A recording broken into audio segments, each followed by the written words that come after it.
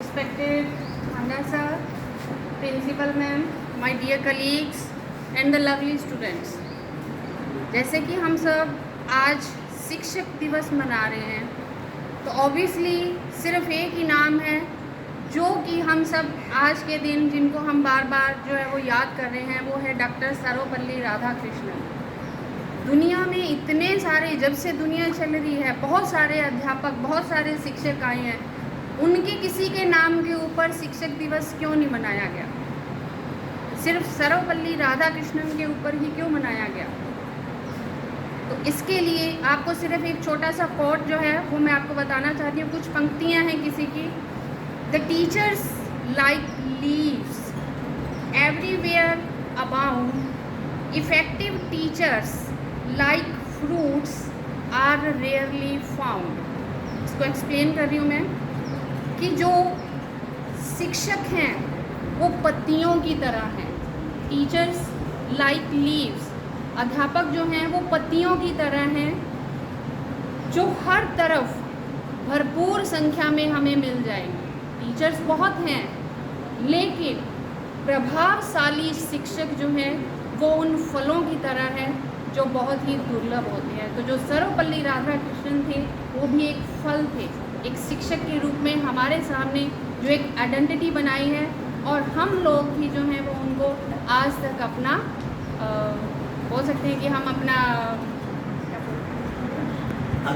आदर्श, yes, हम उनको अपना आदर्श, अपना आइडियल मानते हैं। इसी के साथ साथ कुछ और लाइनें भी हैं कि अगर द्रोणाचार्य नहीं होते तो अर्जुन नहीं होता, अगर रामकृष्ण परमहंस नहीं होते तो विवेकानंद नहीं होता। और आजकल हर किसी के जुबान पे जो सचिन तेंदुलकर का नाम है, तो उनके भी एक गुरु थे, उनके भी एक मेंटोर थे जो कि थे मांजरेकर जी। तो ये सारे, कोई भी इस वर्ल्ड में कोई भी ऐसा काम नहीं है जो कि हम एक टीचर के बिना, उसकी गाइडेंस के बिना कर सकते हैं। चाहे आप किसी भी काम को ले लो, अगर आप घर पे खाना भी बनाते हो तो उसके लिए भी आपको कहीं ना कहीं, किसी ना किसी रूप में आपको सीखना ही पड़ेगा।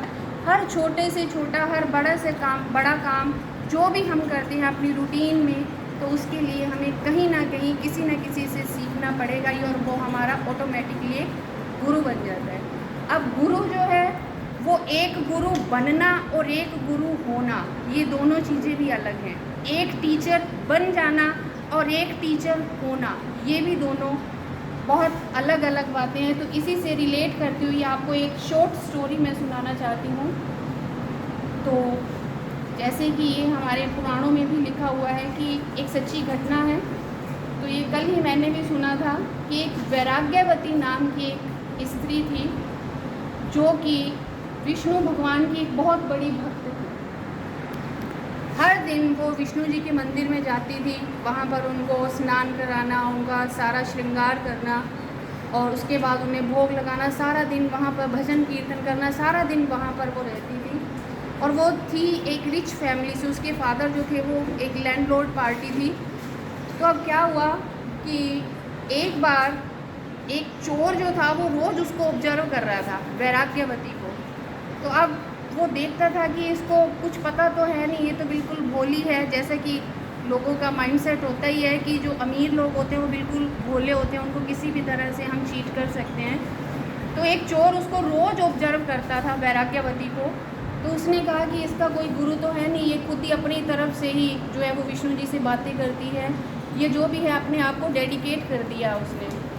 तो अब उस चोर ने क्या किया, एक दिन एक साधु का रूप लेके और वो मंदिर में गया, और वहाँ पर जाके वो वैराग्यवती को कहता है कि क्या तुमने भगवान को देखा है? वो कहते हैं कि तुम रोज़ इसको, मूर्ति को जो है वो तुम इसे रोज़ भोग लगाती हो, तुम रोज़ इसका कीर्तन करती हो, क्या ये तुम्हारे सामने कभी प्रकट हुए हैं?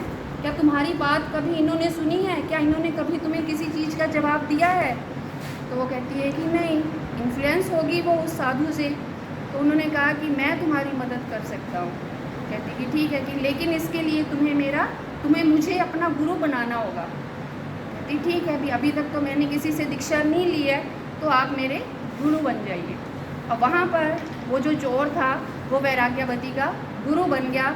वो उसे कहता है कि जितने भी तुम्हारे पास जेवरात हैं, सोना है, जितनी भी तुम्हारे पास दौलत है, वो लेके और तुम शाम को जो है वो जंगल में आ जाना। क्योंकि ऐसा ही कहा जाता था पुराने टाइम में कि अगर आपको ईश्वर को मिलना है तो जंगलों में जाके आपको भक्ति करनी पड़ती है। तो कहते हैं कि वहीं पर मैं तुम्हारा जो है वो सबक दूंगा, तुम्हें दीक्षा दूंगा।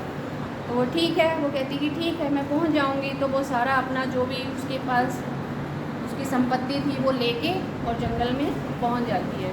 अब वहाँ पर जाके, क्योंकि वो चोर था, हालांकि उसने वेश जो है वो साधु का बनाया हुआ था, वो एक गुरु सिर्फ वेश से था, लेकिन उसकी आत्मा जो है वो गुरु नहीं थी।